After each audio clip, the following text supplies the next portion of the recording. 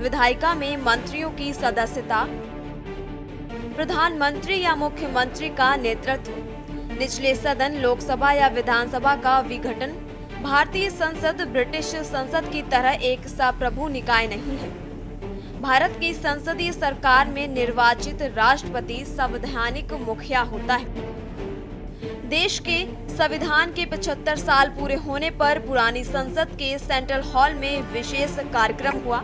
इसमें राष्ट्रपति द्रौपदी मुर्मू, उपराष्ट्रपति जगदीप धनखड़, लोकसभा स्पीकर ओम बिरला भी मौजूद रहे। आयोजन की थीम हमारा संविधान हमारा स्वाभिमान रखी गई। संविधान अपनाने की 75वीं वर्षगांठ पर सिक्का और डाक टिकट भी जारी किया गया। संस्कृत और मैथिली में संविधान की प्रतियां भी जारी की गई। 2 किताबों भारतीय संविधान का निर्माण, एक झलक और भारतीय संविधान का निर्माण और इसकी गौरवशाली यात्रा का विमोचन किया गया। ये अवसर संविधान सभा की 15 महिला सदस्यों के योगदान को स्मरण करने का भी है।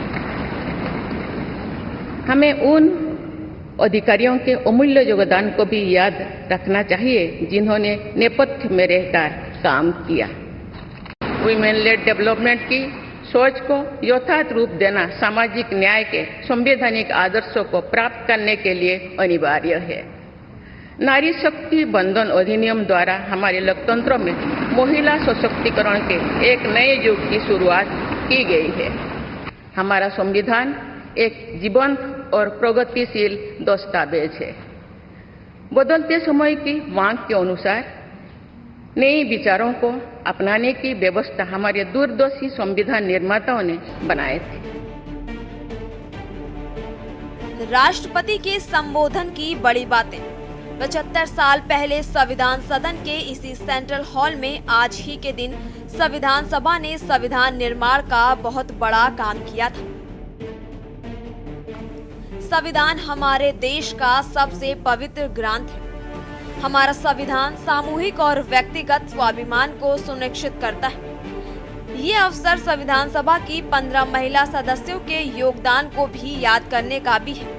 संविधान के निर्माण में नेपथ्य में रहे अफसरों की भी बड़ी भूमिका थी।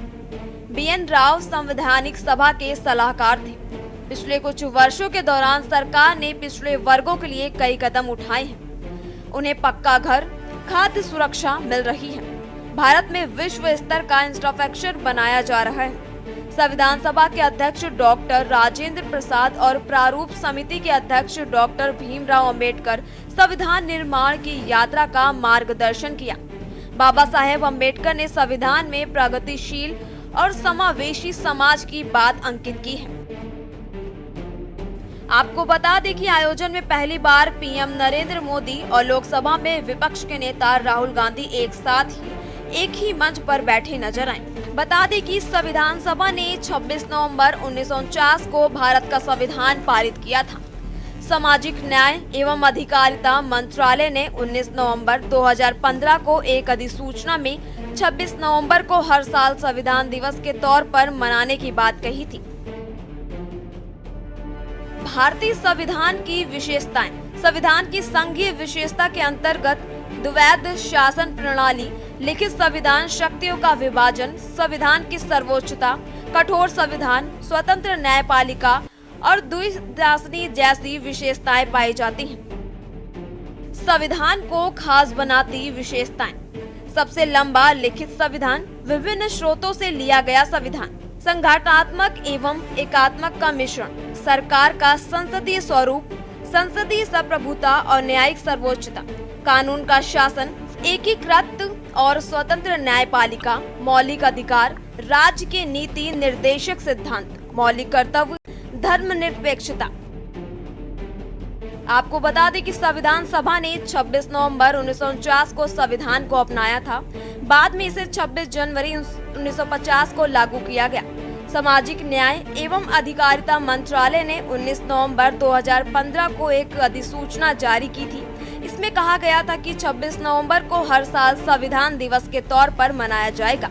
इसका मकसद नागरिकों में संवैधानिक मूल्यों को प्रोत्साहन के तौर पर मनाया जाता है। स्पेशल डेस्क के न्यूज़ इंडिया।